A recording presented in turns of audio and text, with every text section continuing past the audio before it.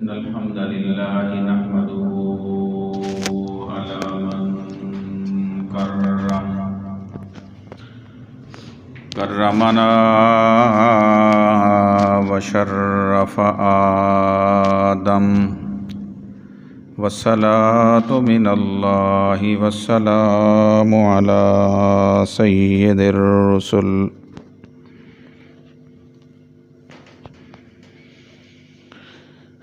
على سيد الرسل وخاتم الأنبياء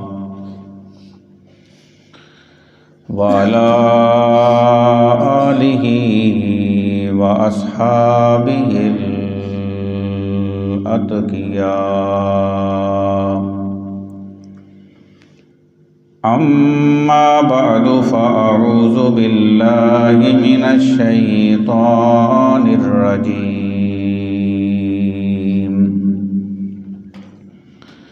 بسم الله الرحمن الرحيم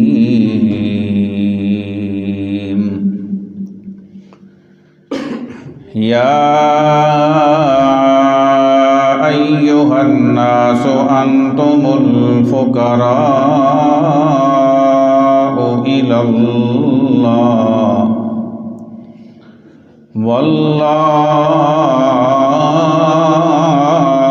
هو الغني الحميد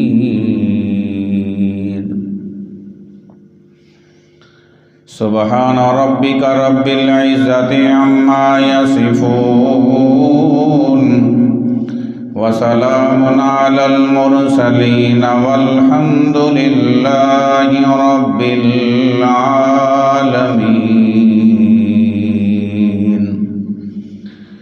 اللهم صل على محمد وعلى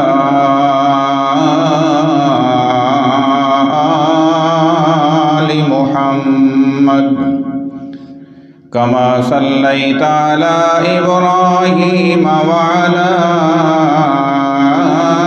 آل إبراهيم إنك حميد مجيد اللهم بارك على محمد وعلى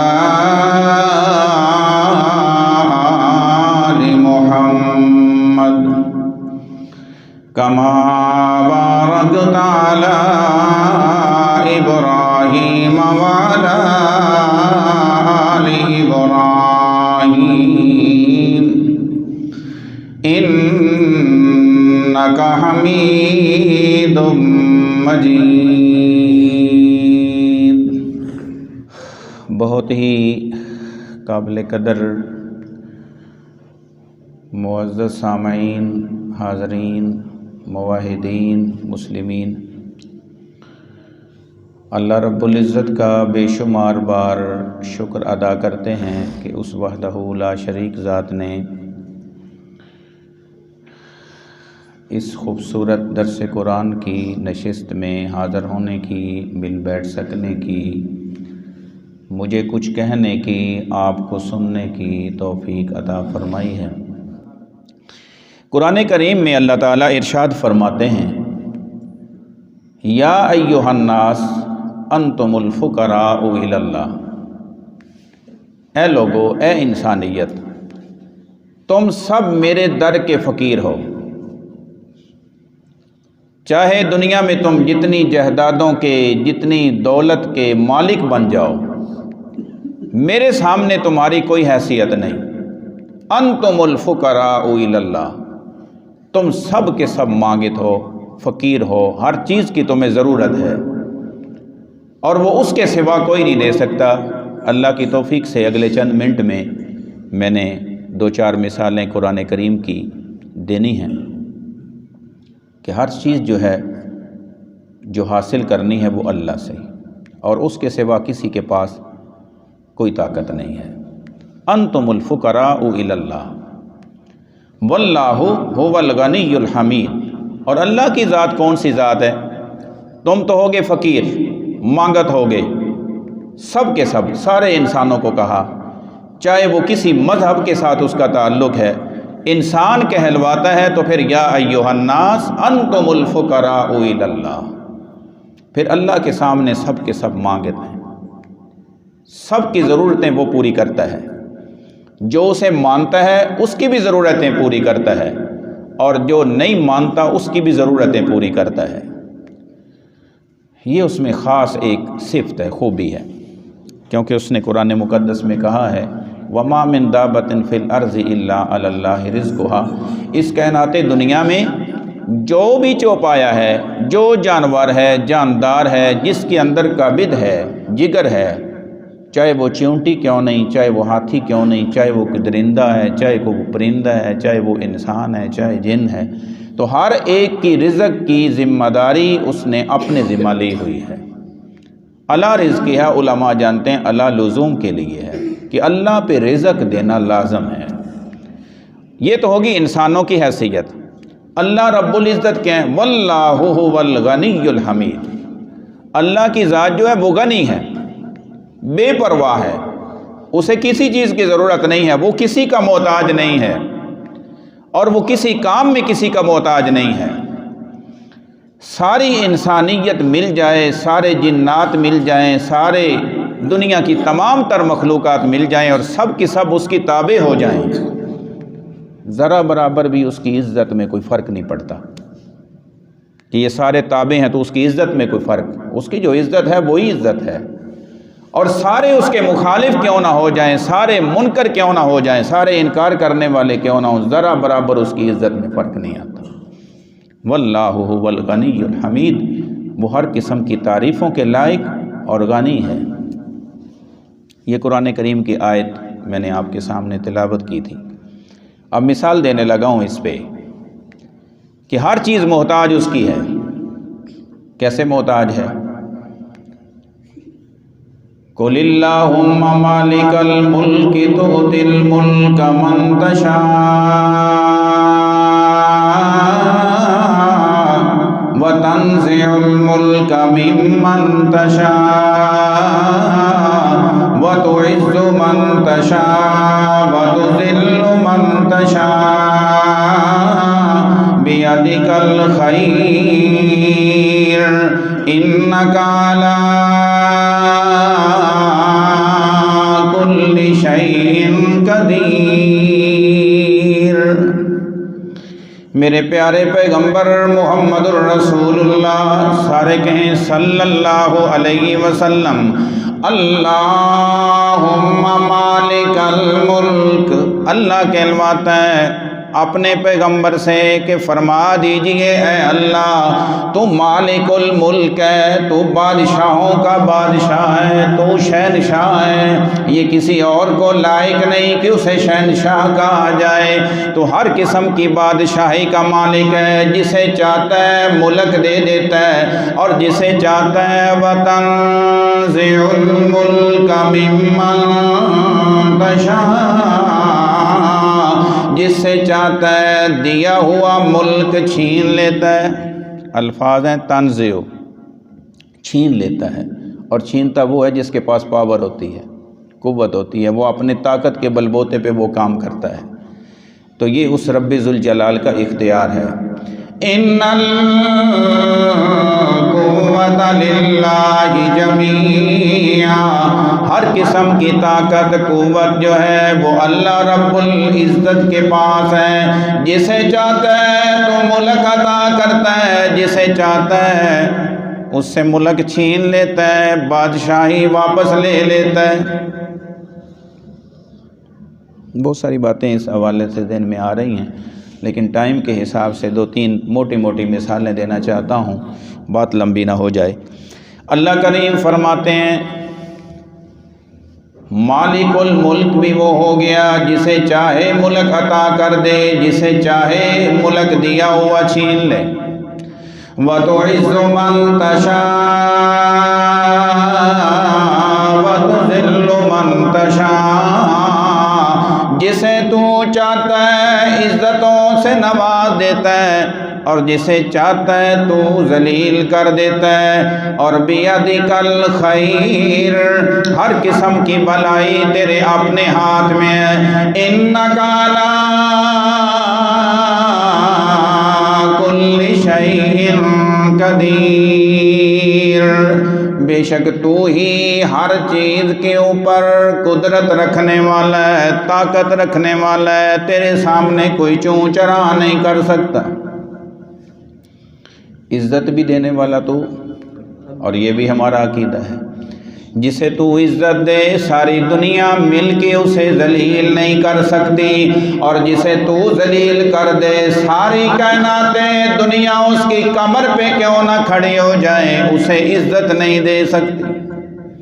یہ تیرا اختیار ہے۔ دوسرے مقام پہ فرمایا للہ ملک السماوات والارض یخلق ما یشاء یہب لمن یشاء اناثا ویہب لمن یشاء الذکور او یزوجہم ذکرانا واناثا ویجعل من یشاء وقیما انہ علیم قدیر۔ بادشاہی کس کے لیے؟ للہ ملک السماوات والارض، زمینوں کا مالک بھی وہ ہے، آسمانوں کا مالک بھی وہ ہے۔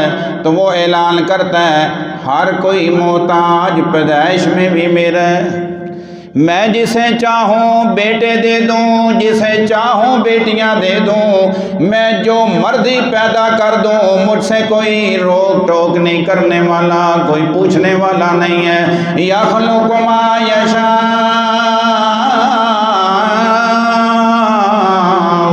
یہب لمن یشاء اناثا ویہب لمن یشاء الذکور، میں جسے چاہوں بیٹیاں دے دوں اور جسے میں بیٹیاں دے دوں، ساری کائنات مل کے بھی اسے بیٹا دینے پہ قادر۔ یہ دائیں بائیں بھاگنے کی ضرورت نہیں کہ وہاں سے بیٹی ملتی ہے وہاں سے بیٹا ملتا ہے۔ وہ کہتا ہے ساری کائنات میری محتاج ہے، میرے سامنے فقیر اور مانگت ہے، میرے سوا کسی میں قدرت نہیں، طاقت نہیں کہ جس کو میں بیٹے دے دوں تو اسے بیٹی کی ضرورت ہو تو کوئی بیٹی سے اسے نواز دے۔ یہ صرف کہانیاں قصے ہیں کہ پتا گرے گا تو بیٹی ہوگی، یہ بیر گرے گا تو بیٹا ہوگا۔ اللہ کہتے ہیں یخلق ما یشاء، ہم دنیا کی نہیں مانیں گے بلکہ اللہ کی کتاب کی مانیں گے۔ تو اللہ اپنی کتاب میں فرماتا ہے یہ طاقت میری ہے، میں جسے چاہوں بیٹیاں دے دوں، جسے چاہوں بیٹے دے دوں۔ او یزوجہم ذکرانا واناثا، پھر تیسرا میرا انداز یہ ہوتا ہے قدرت دکھانے کا، میں جسے چاہوں بیٹے اور بیٹیاں ملا کے دے دوں، میری اپنی مرضی ہے، بیٹوں سے بھی نواز دوں، بیٹیاں بھی دے دوں۔ کون مجھے پوچھنے والا ہے کہ فلاں کو صرف بیٹیاں دی ہیں، فلاں کو صرف بیٹے دی ہیں اور فلاں کو ملا کے کیوں دے دی ہیں؟ او یزوجہم ذکرانا واناثا ویجعل من یشاء وقیما، اور یہ بھی میری قدرت ہے، میاں بیوی نوجوان ہیں، صحت مند ہیں، لیکن جس کو میں بانجھ کر دوں، نہ بیٹا دوں نہ بیٹی دوں تو مجھ سے کوئی پوچھنے والا۔ یہ تو میری اپنی طاقت ہے، قدرت ہے۔ محتاج ہے کائنات مجھ سے، بیٹے لینے میں بھی بیٹیاں لینے میں بھی، اور جس کی کوئی اولاد نہ ہو وہ اولاد لینے کے لیے میرے سامنے مانگت ہے، کسی کا اختیار نہیں چلتا۔ بس کہنے والے کہہ دیتے ہیں جی ہیں تو بالکل صحت مند، میاں بھی ٹھیک ہے بیوی بھی ٹھیک ہے لیکن اولاد نہیں ہے، تو یہ اللہ اپنی رحمت نہ فرمائے تو پھر کیسے ہو سکتا ہے، کیونکہ طاقت جو اس کی ہے۔ وہ کہتا ہے انہو علیم قدیر۔ پہلی بات، میں جسے چاہوں بیٹے دوں، جسے چاہوں بیٹیاں دوں۔ علیم میری یہ صفت ہے، میں جانتا ہوں میں اسے بیٹیاں کیوں دے رہا ہوں، میں جانتا ہوں اسے میں بیٹے کیوں دے رہا ہوں، میں جانتا ہوں اسے ملا کے اولاد کیوں دے رہا ہوں، اور میں جانتا ہوں کہ اس کو اولاد کیوں نہیں دے رہا۔ ایک بات علیم، وہ اندر کی بات میں جانتا ہوں کہ اس کی وجہ کیا ہے، اور دوسری بات کیا ہے، قدیر، میری قدرت ہے بھائی، میں اپنی طاقت دکھاتا ہوں، جیسے چاہوں ایسے کروں، مجھ سے کون پوچھنے والا ہے۔ تیسرا مقام اللہ تعالیٰ انسانیت کو بلا کے کہتا ہے یا ایھا الناس ضرب مثل فاستمعوا له ان الذين تدعون من دون الله لن يخلقوا ذبابا ولو اجتمعوا له وإن يسلبهم الذباب شيئا لا يستنقذوه منه ضعف الطالب والمطلوب ما قدر الله حق قدره إن الله لقوي عزيز۔ اے انسانوں، یا ایھا الناس ضرب مثل فاستمعوا له، تمہیں سمجھانے کے لیے، بتانے کے لیے، دنیا میں آباد رہنے کے لیے، تمہیں سربلندی کے لیے، پرامن رہنے کے لیے میں ایک مثال دے رہا ہوں، فاستمعوا له۔ تو اللہ کریم فرماتے ہیں کان لگا کے پورے انہماک کے ساتھ پوری توجہ سے سننا۔ فاستمعوا له کیا مثال ہے جی؟ ان الذین تدعون من دون اللہ لن یخلقوا ذبابا، جن کو تم اللہ کے علاوہ اپنی حاجتوں میں، ضرورتوں میں پکارتے ہو، ان کی تو یہ بھی حیثیت نہیں ہے کہ وہ ایک مکھی بنا دیں۔ علماء جانتے ہیں ذباباً اللہ نے فرمایا ہے، تنوین ہے نکرہ کی، اللہ نے نکرہ فرمایا ہے مکھی کو، یہ نہیں فرمایا کہ جن کو تم اللہ کے علاوہ پکارتے ہو وہ کالے رنگ کی مکھی نہیں بنا سکتے، وہ سفید رنگ کی مکھی نہیں بنا سکتے۔ اگر اللہ کو شک لگا دیتے کہ اس طرح کی نہیں بنا سکتے تو مشرکوں نے پتہ کیا کہنا تھا؟ انہوں نے کہنا تھا ہاں کالی تو نہیں بنا سکتے لیکن سفید بنا سکتے۔ سفید اللہ کہتا نہیں سفید تو نہیں بنا سکتے، نیلے رنگ کی بنا سکتے ہیں، پیلے رنگ کی بنا سکتے ہیں۔ اللہ نے فرمایا ذبابا، نکرہ فرمایا ہے، کسی بھی رنگ کی، کسی بھی ڈھنگ کی مکھی بنانے پہ بھی قادر نہیں۔ کن کے پاس جاتے ہو ضرورتیں لے کے، فقیر بن کے، کن کے سامنے سائل ہوتے ہو، ان کے پاس تو کچھ بھی نہیں ہے، وہ تو ایک مکھی بنانے پہ بھی قدرت نہیں رکھتے۔ اگلے الفاظ میں اللہ رب العزت نے اور ارشاد فرمایا ہے اس سے بھی عجیب انداز، یہ تو ہے ایک مخلوق بنانا، مکھی بنانا، یہ تو بڑی لمبی بات ہو گئی نا۔ اللہ کریم فرماتے ہیں والا بھی جتمولا، یہ بھی چیلنج ہے، سارے معبود جو بنے ہوئے ہیں اللہ کے علاوہ، جن کو لوگوں نے حاجت روا مشکل کشا بنا رکھا ہے، سمجھ رکھا ہے، سارے مل کے بھی مکھی ایک عام سی بنانے پہ قدرت نہیں رکھتے۔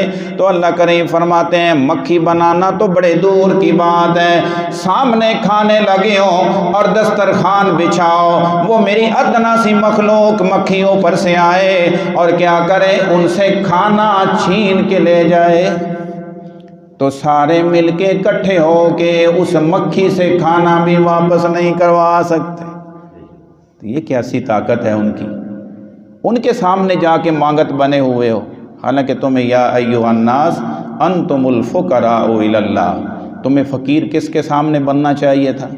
اللہ کے سامنے۔ کیوں؟ اس کی وجہ کیا ہے؟ واللہ هو الغنی، وہ تو دینے والا ہے، وہ خود ضرورتوں سے پاک ہے، اور جن کے سامنے تم کھڑے ہو وہ تو خود ضرورتوں والے ہیں۔ وہ اپنے اوپر موت کو نہیں روک سکے، قبر کے نیچے چلے گئے اور تم مزار بنا کے ان کے سامنے کھڑے ہو اپنی حاجتیں لے کے۔ بہرحال اللہ کریم فرماتے ہیں وہ سارے مل کے مکھی سے کھانا واپس نہیں کروا سکتے، اور اللہ کریم فرماتے ہیں اس کی وجہ کیا ہے؟ ضعف الطالب والمطلوب۔ اصل اندر کی بات یہ ہے کہ مانگنے والا بھی کمزور ہے، جس سے مانگا جا رہا ہے وہ بھی کمزور ہے۔ حالانکہ ہونا ایسے چاہیے، مانگنے والا کمزور ہونا چاہیے اور جس سے مانگا جا رہا ہو وہ شاذور ہونا چاہیے، اس میں تو وہ شاذور ہونا چاہیے، اس میں تو زور ہونا چاہیے۔ تو اللہ فرماتے ہیں جس سے مانگ رہے ہو وہ بھی کمزور۔ ضعف الطالب والمطلوب، طالب بھی کمزور ہے، مانگنے والا بھی کمزور ہے، جس سے مانگ رہا ہے وہ بھی کمزور ہے۔ ما قدر اللہ حق قدرہ ان اللہ لقوی عزیز۔ ان ظالموں نے اللہ تعالیٰ کی قدر اور طاقت کو ہی نہیں پہچانا کہ وہ کتنا زور آور ہے، وہ کتنی پاور اور طاقت والا ہے، وہ کتنے اختیار والا ہے۔ اس کو چھوڑ کے کمزوروں کے سامنے کھڑے ہیں، اس کو چھوڑ کے اس کی مخلوقات کے سامنے کھڑے ہیں۔ چوتھی مثال اور آخری مثال اللہ کریم فرماتے ہیں مثل الذین اتخذوا من دون اللہ اولیاء کمثل العنکبوت اتخذت بیتا وان اوہن البیوت لبیت العنکبوت لو کانوا یعلمون۔ مثال اللہ فرماتے ہیں ان لوگوں کی ہے جو اللہ کے علاوہ اوروں کو کارساز بنا لیتے ہیں، اولیاء۔ ان کی مثال کیا ہے؟ کمثل العنکبوت، ان کی مثال تو مکڑی کی مثال ہے۔ پہلے تھی مکھی کی مثال، مکڑی کی مثال، وہ جالا بناتی ہے۔ اللہ بھی فرماتے ہیں اتخذت بیتا، وہ اپنا گھر بناتی ہے، ایک کونے میں جالا لگاتی ہے، لیکن ساتھ ہی اللہ کریم نے فرمایا وَإِنَّ أَوْهَنَ الْبُيُوتِ لَبَيْتُ الْعَنْكَبُوتِ۔ فیصلہ بھی سنا دیا۔ دنیا میں گھر تو سارے بناتے ہیں، مخلوقات ساری اپنے اپنے لیے اپنے گھونسلے گھر بناتے ہیں۔ اللہ فرماتے ہیں وہ مکڑی بھی اپنا کیا کرتی ہے؟ گھر بناتی ہے۔ یہ مثال دی جا رہی ہے ان لوگوں کی جو اللہ کے علاوہ اوروں کو کارساز بناتے ہیں۔ فیصلہ ہوگا آخر پہ۔ تو اتخذت بیتا، وہ مکڑی بھی اپنا گھر بناتی ہے، لیکن وہ مکڑی جو اپنا گھر بناتی ہے وہ کیسا گھر ہے؟ وَإِنَّ أَوْهَنَ الْبُيُوتِ لَبَيْتُ الْعَنْكَبُوتِ۔ دنیا میں جتنے بھی عارضی گھر بنائے جاتے ہیں، چاہے انسان ہو، چاہے درندے ہوں، چاہے برندے ہوں، جو بھی اپنا گھر بناتا ہے سارے گھروں میں سے کمزور گھر ہے تو وہ مکڑی کا گھر ہے۔ جالا لگاؤ، جھاڑو، کوئی چیز، سارا گھر اس کا بنا ہوا، محنت ساری ایک سیکنڈ میں ختم۔ اتنا کمزور دنیا میں کوئی گھر نہیں ہے۔ تو اللہ فرماتے ہیں جو میرے علاوہ کسی اور پہ سہارا لگائے ہوئے ہیں وہ اتنا ہی کمزور سہارا ہے، جیسے مکڑی کے گھر کی کوئی حیثیت نہیں، ان کے سہارے کی بھی کوئی حیثیت نہیں۔ تو اللہ کریم فرماتے ہیں لَوْ كَانُوا يَعْلَمُونَ، یہ لو تمنی اور ترجی کے لیے آتا ہے، کاش یہ بات تمہیں جیتے جیتے دنیا میں سمجھ آ جائے۔ سمجھ تو آئے گی، قرآن مقدس میں آتا ہے ایک مقام پہ سمجھ آ جائے گی، بڑی آنکھیں کھلیں گی، ہر چیز کی سمجھ آ جائے گی۔ ہم نے کیا کیا، ہم نے یہ اپنے ساتھ ظلم کیوں کیا، ایسے ہم نے کیوں کیا، تو اس وقت سوائے کیا ہوگا؟ یوم یعود الظالم علی یدیہ یقول یا لیتنی اتخذت مع الرسول سبیلا یا ویلتی لیتنی لم اتخذ فلانا خلیلا۔ اپنے ہاتھوں کو کاٹ کاٹ کے کھائیں گے، ہائے فلاں شخص ہمارا دوست نہ بنتا، وہ ہمارا دوست بنا تو ہم بھی پیر پرست ہو گئے۔ لوگ بڑے فخر سے کہتے ہیں جی ہم پیر پرست ہیں۔